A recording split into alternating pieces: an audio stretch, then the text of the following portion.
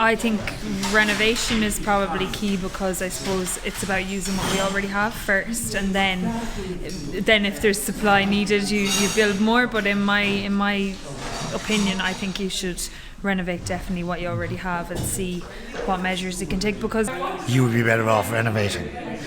There's already an awful lot of let's say embodied carbon in your house as it is. The stonework is concrete work, okay? So you really want to, unless it's an extreme situation, you want to retain that as much as possible and just insulate that building that you have. Fine. You know, it becomes cost ineffective if you have to excavate the flooring and put in a whole new concrete floor underneath. And yeah, but you will still achieve an A2 standard without doing that. You'll probably renovate your house up to an A2 standard. Let's say if it's standard detached house for about maybe €60,000. You won't get a passive house for €60,000 from scratch. No. Okay. So yeah, it works from the point of economics, but also there is already enough of that energy embodied in the house that you already have. Yeah. So retain that energy, as it were, rather than having to do a whole new, expend more carbon on producing more building materials to get a house from new. If you're building a new house on a site, absolutely. If your house was derelict, then I can see a derelict cottage and you take it down and you put a house instead. But if it's a perfectly serviceable house that you're living in, well, it's not. It's obviously very functional, and therefore, yeah, just renovate that house, and it would be cost effective. It would be much less carbon intensive, because the building materials that go into insulation aren't very carbon intensive anyway. Mostly they are fibrous, and they come with very low carbon costs. So yeah, it's definitely work to do. Most of the work is done by hand. So you're not employing expensive digging equipment or anything like that. No, don't diesel expenditure either. So you actually you get the job done very energy intensively, maximising the resources you already have, and it'll be much cheaper than building a new house. An inspirational day, and it's filled me with loads of energy and enthusiasm. the women were the greeters, were the kind of welcomers, and really running the show. To see that they're leading the way when it comes to renovations and kind of spreading the message of how we can build. They're literally leaders, yeah. Great. Is having the energy. If you have someone who's lacking the energy for it, you're never gonna kind of entice people to get involved or anything like that. I think an important part was that they were all female. Yeah, they were all female guys.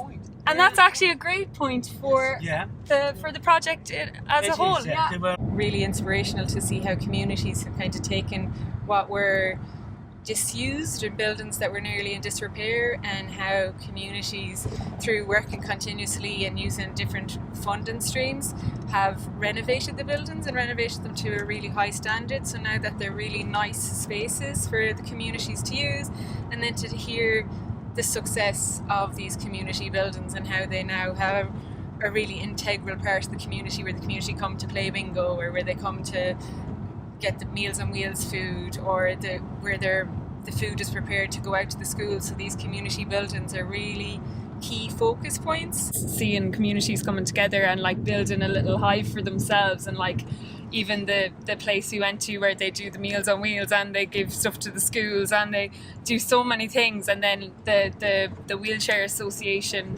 was amazing as well, because the work they do and the little houses around, building a little community for some people who might have been isolated had they been further out. So yeah, really is great. We're going to be starting to blow in the cellulose, which is a recycled paper insulation. That's going into the attic in a few minutes. We're blowing in cellulose insulation, which is recycled paper.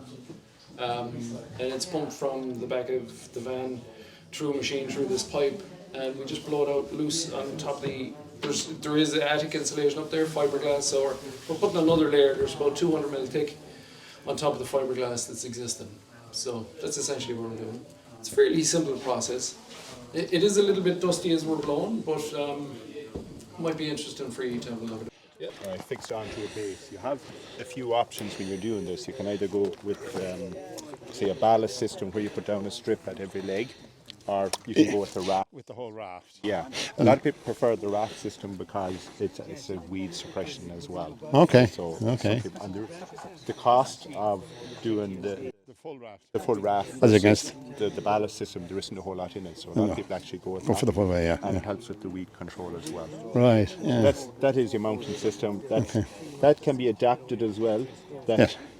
To a screw system if you just want to put them into ground, but you want really good ground, really good soil that you don't hit Any stone, rock. or Yeah, anything rock. like that. Yeah. So most of them around here, when Okay. we're doing that, we find that we're either hitting bedrock or hitting some kind of stone.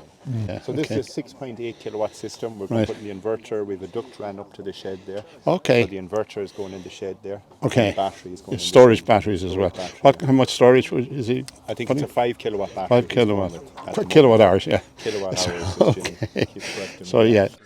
The temperature has gone up half a degree since everyone came into the house. Proves your point. Each person has so many watts, so your body heat will heat this house. I won't need heat tonight after this visit. You might be asking, what's your energy bill running at now at the minute? We didn't pay for electricity the whole of last year. Not one bill. It was all in credit the whole time. Wow. That's impressive. And Without solar. Without solar. That's incredible. Yeah. Our most expensive bill for 2 months was €120. That includes our heating, hot water, all the appliances. And our cheapest bill was for 40 in the summer.